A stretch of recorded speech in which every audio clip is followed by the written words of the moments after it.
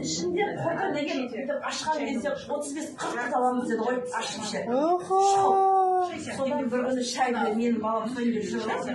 Соны жерге горшок бір көрсем дейді, ана горшоктың іші толық құрт дейді ғой. Не дейсіз, қайбайтыншы? Құрт бар, бізде енді 3 жасар бала да. 3 жасар. Ана ашып қойып 30 құрт құтылады. Енді мынандай бала құттап кеткенде шын бәрі. Күнде келсе ұйықтап жатып. Нені ішіп жатыр?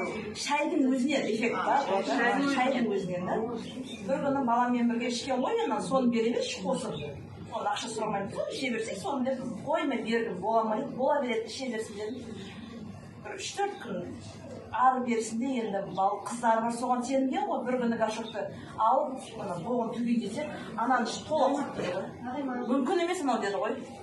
Соны ішіп, тола құрт деді, тола деді. Соны түсіріп жүрмесін, осымен шығып кетеді. Шайдың өзінен түскен? Шайдың өзінен түскен. Жаңа қорыққаннан ана нетуге ше, осының бәрі менің балам түскен таң қалдым дейді ғой. Қазір жақсы дейді.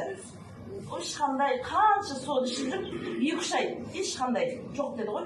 Ішім мынандай айтатын жоқ деді. Сол шайдың өзінен да, бальзам бермей-ақ та, соны үзбей беріңдер деймін да.